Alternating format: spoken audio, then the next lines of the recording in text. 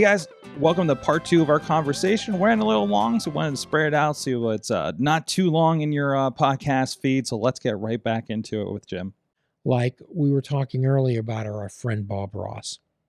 Okay. And he stated that he became joyful when he decided to stop being angry.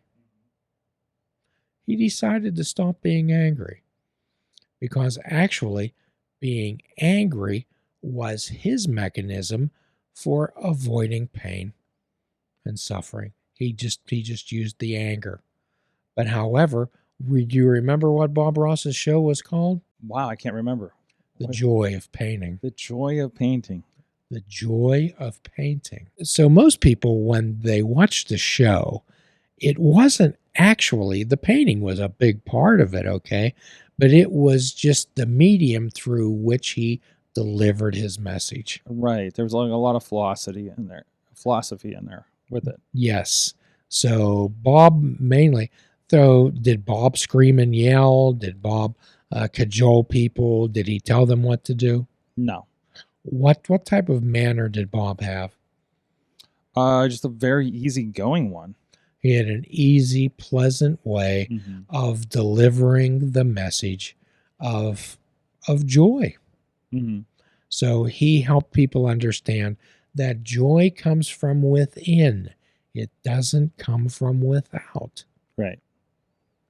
So tell me about some experiences of joy in your life. What are you joyful about? What am I joyful Joyful about? and gratitude are intertwined. Intertwined. I mean, I guess just coming off this weekend, I had a great opportunity filming and being around with some wrestling shows, and I love catching up with people I haven't seen for a while. And even though keep an eye a little bit on the online and what they're doing in other places, like that little camaraderie that kind of happens around something like that. And the actual concept, the essence of wrestling, gives you joy. To see everybody doing that, it's great. Joy gives you that warm type of feeling inside. It's like slipping into a well-worn pair of shoes that are just so comfortable. Where are you most comfortable in your life, Mike? Where do you feel at home and comfortable? Oh, like what's my like my safe place, my good feeling place kind of thing? Or yes, is that it? Like, yes. Honestly, like I love being in this chair, doing this, having a board here, when we're doing the other shows and we're streaming without a net, doing switching a live show again, streaming without a net, that's like it's exciting to me, and there's a certain comfort in it, for me. Joy does not need reinforced by others. Joy is participating in an activity that's sustainable. There's generally, when people are on social media, what's the first thing that they brag about? How the number of what that they have? Followers. That's correct. Yes. The number of followers. I must be so important, so all these people are paying attention to me. Yes, the number of likes that you have, the number of hits, the number of followers that you have, particularly what you would determine as influential followers. And that's one thing, if you're like, we are trying to find more followers for this show so we can grow it and the concept and everything like that, and other projects that, you look at some things like that. But for the individual, why do you need that? Are you advertising something? Are you advertising yourself? Are you marketing yourself? Maybe it makes sense if you're like, this is what I'm doing to try to get a job in X, Y, and Z. But if it's just for you and you're just on Twitter, being on Twitter and tell people like, what you're eating for lunch, is that as important? So as with the 12-step world, Mike, the concept that we have here is based on attraction, not promotion. So we want to attract people. If they want what we have, if they're interested in our product, then they'll find it. Okay? It's not promotion. Our show was never based on look at me. Never based on that. It's because if we based our joy on the number of followers and the number of likes we had, you and I would be crying every single day. With a lot of my shows, I do. There's a lot of them where, the numbers aren't anything like, I look at big shows and I'm like, oh, we're not going to get to that point or something like that. But it's like, it doesn't matter because we've had the handful of relationships we've created out of these shows. Yes, we have. And this one that. and that one and even when I talk with clients about it, it was just like, well, did you engage with it? Was that important? Is there value in that? Not the value isn't the number of people. Just had that today. We're like, well, there wasn't a lot of people engaging with that. I'm like, well, who do you expect to engage with it? Your audience is this, and did they get to see it and engage with it? Is that the point? Then we're good. So in 12-step recovery, the primary purpose is to carry the message. Mm-hmm. Okay. And there is joy in carrying the message. Yes. And that is sustainable mm-hmm. because we have a message and it's a joy to deliver it. Yep. This is what you and I do here is a work of joy. Mm-hmm. This was never a job. No. It's never onerous. It's never something that, oh, geez, we got to do this again. But when this becomes a job, you will no longer hear Fishing Without Bait stories. Absolutely. You will no longer hear this podcast. And that's, and that's what I do that with a lot of clients. If I start going to a place and I start asking, why am I here? It's time to move on. It's time to pass that off to somebody else and just go somewhere else. And that's with anything that you do. If you're looking to someplace with dread, mm-hmm. I have to do this again. Oh, I don't want to do this. Then it's time to step back and look at what's driving that behavior. Mm-hmm. So I want everybody out there to understand that we're carrying the message here. And I'm going to go speak at another rehab on Thursday. Okay. And that gives me tremendous joy mm-hmm. to be able to carry the message, to be with my brothers and sisters. That just the thought of it, because that's what we're supposed to do. Mm-hmm. We're supposed to carry the message. That is a joy that is sustainable. That is something that we carry with us. I don't get paid to go to these places. I go there just because I feel the joy and I feel that I need to carry the message. Mm-hmm. So, and that type of joy is sustainable. I don't need to keep going to rehabs. I don't need people to tell me that I'm wonderful. I don't need all these type of accolades. That joy is sustainable. Simply, I'm excited about going there. And I look forward to it because it's a joyful activity. It's sustainable. And I carry the message every day. But carrying the message doesn't mean you have to be constantly shouting it out on street corners. Mm-hmm. Joy is having quiet confidence.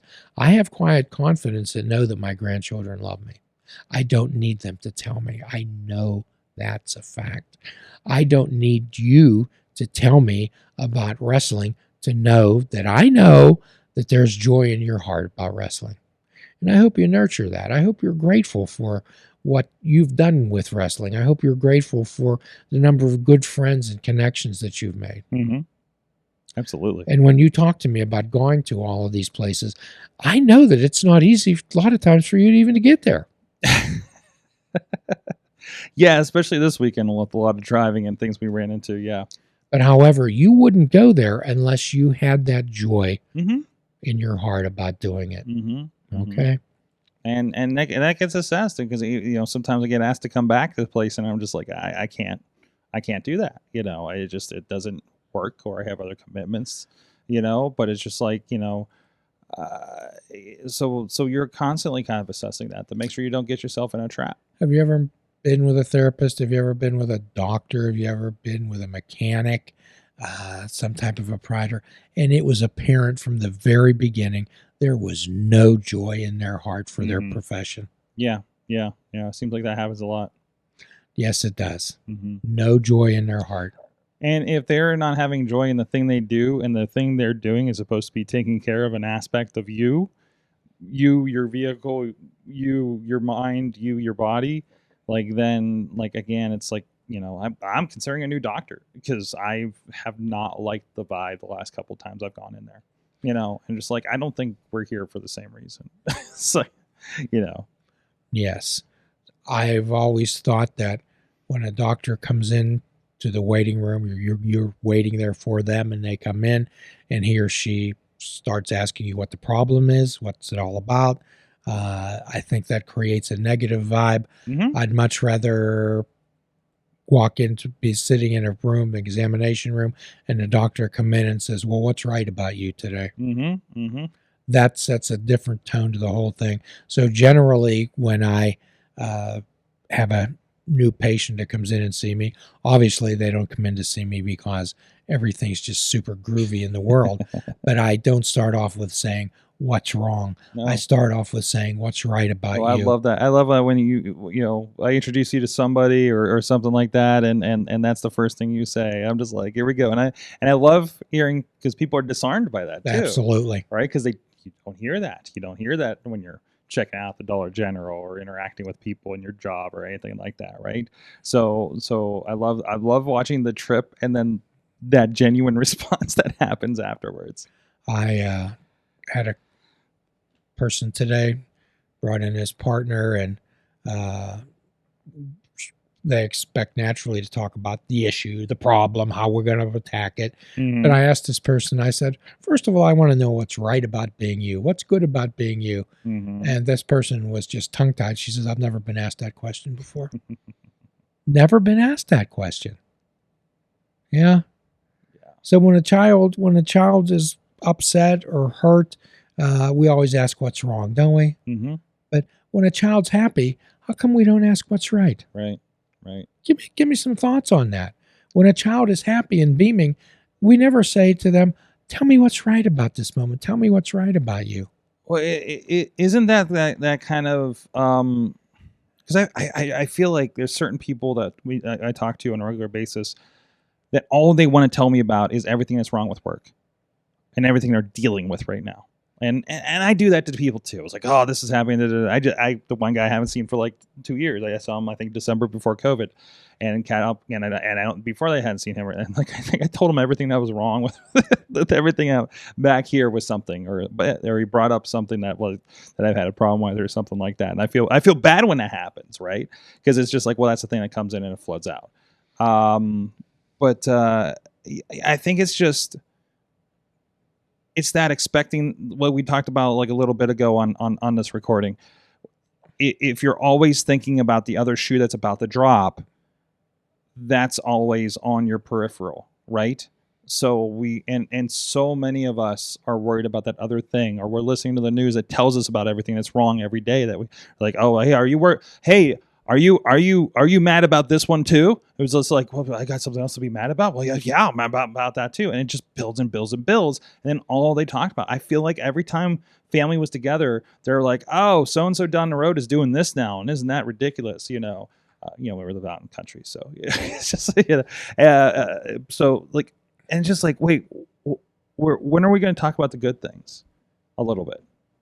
Well, when people get together and they gossip, do they ever gossip about good things? No. Do they ever gossip about how well Mary's daughter is doing? You talk about everything else. Although my mom is good about that. My mom's good talking to me about how all the cousins are doing and everything, and their kids and everything like that. So that's good. That's good. That's correct. And then I ask her to turn off the news after a half hour because it's just repeating the same bad news. Right. So again, like, let's not watch Judge Judy. Okay. So again, pleasure seekers generally. Let's watch Turner and Hooch, Mom. And she's like, "Oh, it's on." I'm like, "Yeah, let's watch this.